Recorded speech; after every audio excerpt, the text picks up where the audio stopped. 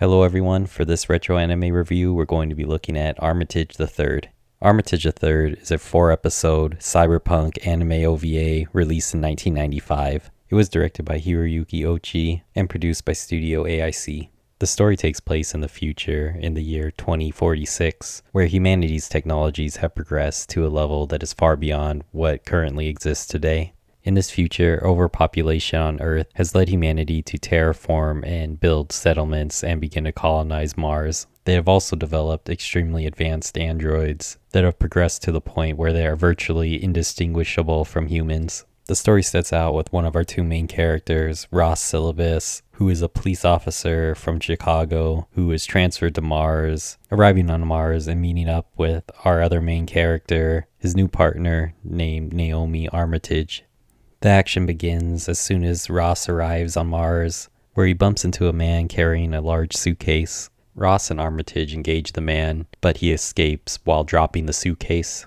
Inside the suitcase is the body of a woman who is a famous singer. When examining the body, they discover that this woman is actually an android. She's an android of a type called the Thirds, which is a type of android that is extremely advanced and virtually indistinguishable from humans. These androids are even capable of independent thought, with some of these androids even being famous artists or musicians like this woman was. The man from the airport, whose name is Rene Claude, then releases the footage of the murder of this android on public television, revealing to the public that these Thirds are living in their society among them as regular people. He also releases a list of names that reveals the identities of all the Thirds, which leads to riots and people trying to hunt down and kill the Thirds. Don Claude himself continues on with his murder spree, hunting down and destroying all of the Thirds, while Ross and Armitage try to chase after him and stop him. Eventually, during the pursuit, it's revealed that Armitage herself is actually one of these Thirds. Eventually, Ross and Armitage infiltrate the lab of the scientists that created the Thirds, and there they discover the truth about the project that created them. There's a revelation that the Thirds were originally created as assassin androids, created to mimic humans and blend in with them. And also a revelation that it's the government on Earth that is pulling the strings on the plan to eliminate the Thirds. And I think that's enough for the plot synopsis, so I'll leave it there and leave it to you to watch the rest. I think this is one of the really essential 90s anime OVAs, as well as one of the best of the cyberpunk genre. I think it really explores some ideas that are very intriguing and are actually pretty relevant to our society and the direction that our society can go in the future. They managed to create a very dark, stylish cyberpunk setting that will definitely please any fan of the genre. The cityscapes and the characters' designs and outfits all look really cool and fit that type of aesthetic that you would look for in a cyberpunk anime. And the sci-fi elements are well thought out enough to keep things interesting and get you thinking about some of the issues that it brings up, which I'll discuss a little bit more later. In addition to having a great style, the animation is also top-notch, with incredible action sequences, with really fluid animation, and a ton of detail in the backgrounds and setting and in the robotics. The soundtrack is solid and sets the mood nicely for the animation, and the voice cast delivers solid performances as well.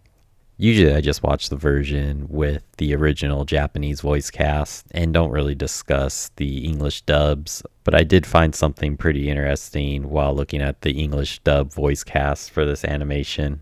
Voicing a somewhat minor character, one of Ross's fellow police officers on the force named Eddie Barrows, is none other than Bryan Cranston. When I saw this, I thought it was either a joke or someone else named Bryan Cranston, but actually earlier in his career, he actually did voice acting for anime dubs. Way before Breaking Bad or even Malcolm in the Middle, he actually did voice acting in several anime, including this one, as well as Wings of Hanaemis, Macross Plus, and the Street Fighter II movie. He gives a pretty good performance here, and it's pretty interesting to see such a big star in such a small role in an anime dub before he became famous. And it's pretty awesome to hear Heisenberg's voice while watching an old anime. You're goddamn right. Some of the ideas explored are really ahead of their time and groundbreaking for 1995, and just keep becoming more relevant as advances in technology bring us closer to where the sort of things that we see in this OVA are becoming more and more plausible, as we see so much more rapid advances in technology in the realms of AI and automation. Although we're still very far from the technology seen in the OVA, some of these ideas are coming more into play as time goes on and are pretty interesting to think about. And it's pretty interesting to see this OVA from back in 95 talking about these ideas. In this future world that is shown in this OVA, everything is automized, and robotics and AI have eliminated most of the jobs that most regular people have. So the majority of the population doesn't work, and all of these jobs are taken up by robotics and AI. Although not really deeply explored within this OVA, I think it is interesting that in this OVA we see a society where the average population doesn't work, where nearly all of the normal working class jobs are done by machines.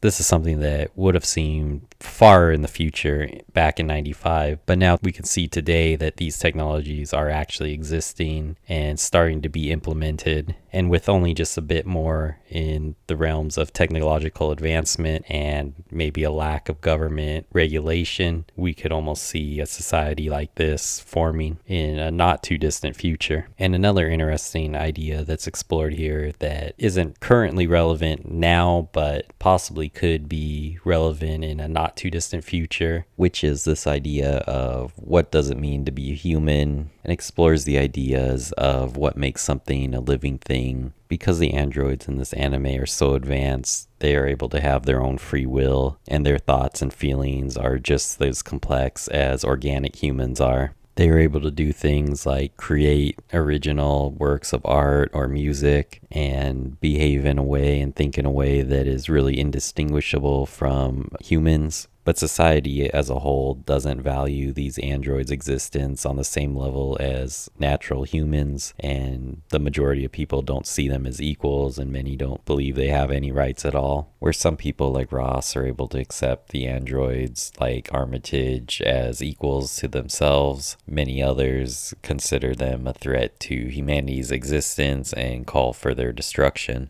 I think this is an idea that's way ahead of its time and could potentially become an issue in the future if AI technologies become that advanced someday. It could really end up becoming maybe the next big human rights issue.